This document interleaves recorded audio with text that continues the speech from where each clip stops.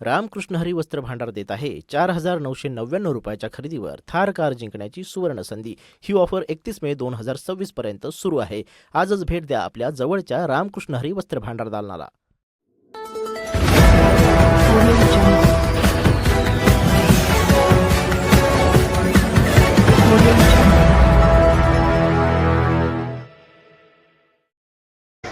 दिनांक 22 व 23 डिसेंबर 2025 रोजी यशवंतराव चव्हाण कला क्रीडा व सांस्कृतिक महोत्सव आपल्या जिल्हा परिषद लांडेवाडी तसेच शिवसंकुल लांडेवाडी येथे पार पडत आहे।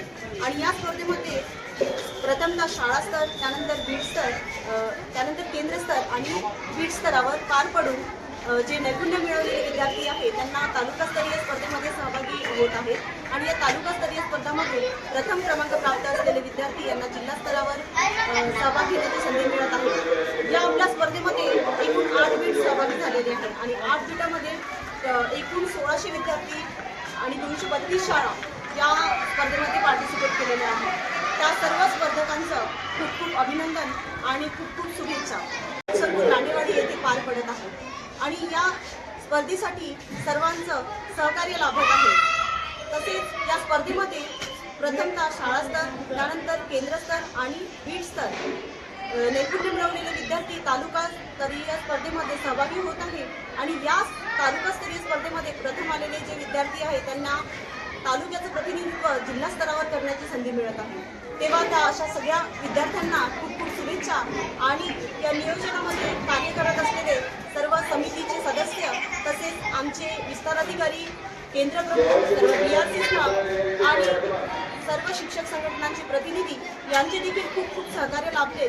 त्याबद्दल सर्वांचे मनपूर्वक धन्यवाद। आणि आमच्या जे विद्यार्थी आहेत या स्पर्धेमधून एक चांगले खेळाडू निर्माण होतील अशी मी आशा व्यक्त करते आणि आपल्या तालुक्याचं नाव जिल्हा स्तरावर उज्ज्वल करणार अशी मी त्यांच्याकडून आशा व्यक्त करते।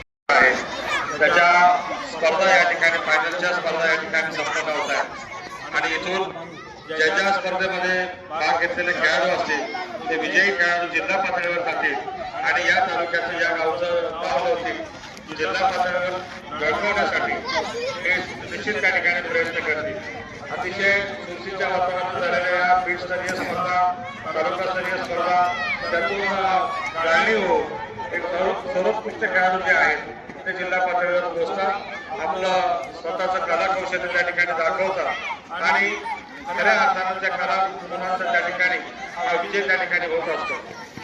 विजय कोणाला मिळाला, कोण पराजित झालं यापेक्षा खेळाचं महत्व, कलेचं महत्व यांच्या जीवनामध्ये कळावं, त्याचं महत्व त्या ठिकाणी समजावं ही खरी या स्पर्धेपाठीमागची ज्या कला महोत्सवाच्या पाठीमागची संकल्पना आहे। आणि ही संकल्पना हे सर्व शिक्षक अतिशय छान त्या ठिकाणी हे उजवण्याचं काम ही सगळी मंडळी या विद्यार्थ्यांमध्ये त्या ठिकाणी करतात। या मुलांना आट्यापाट्याचा खेळ शिकवणं म्हणजे खरं तर पहिलं स्वतः शिकणं आणि मग नंतर शिकवणं असा सगळा प्रकार त्या ठिकाणी आहे।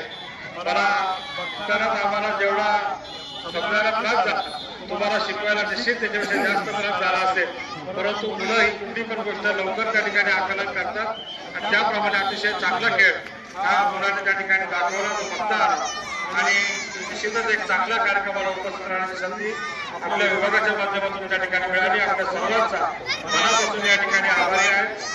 जेव्हा ही स्पर्धा सुरू झाली तेव्हाची फायनलची स्पर्धा 2009 साली याच लांडेवाडी गावामध्ये त्या ठिकाणी याच मैदानावर त्या ठिकाणी संपन्न झाली होती।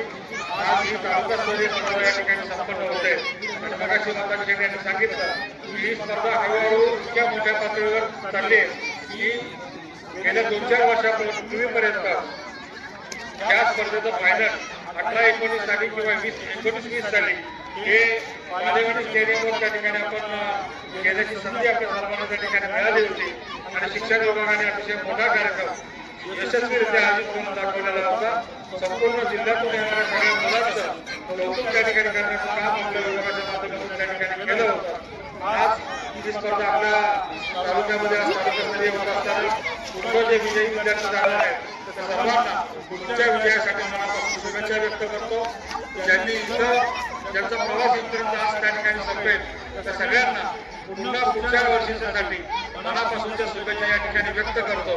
आपण जरी या इथपर्यंत आपला प्रवास संपला असला तरी आपण चांगल्या रीतीने लढत दिली याचा आनंद आपल्या सर्वांच्या मनामध्ये त्या ठिकाणी निश्चित त्या ठिकाणी असणार आहे. आणि मी तालुक्याच्या दृष्टीनं जास्तीत जास्त चांगले संघ आपले फायनलला जातील आणि बक्षिसं मिळवतील अशा सर्वांकडून अपेक्षा या ठिकाणी व्यक्त करतो. या कार्यक्रमासाठी भरीव स्वरूपामध्ये मदत केल्याबद्दल सर्व नाटेकवाडीकर ग्रामस्थ, सर्व आंबेगाव तालुक्यातील मदत करणारे सर्व ग्रामस्थ, सर्व शिक्षक मंडळी, त्याचप्रमाणे आमदार दिलीपराव वळसे पाटील साहेब आणि खासदार शिवाजीराव राघवराव पाटील यांचंही मनापासून या ठिकाणी अभिनंदन करतो. जे जे मदत झाली, मदत ही सांगायची नसते तर झाली त्यांना माहिती आहे. जी मदत झाली अगदी 1 रुपयापासूनची मदत असेल, आणखीन पुढे किती मदत असेल, जी मदत झाली हे त्याच्या माध्यमातून त्यांचंही मनापासून या ठिकाणी अभिनंदन करतो.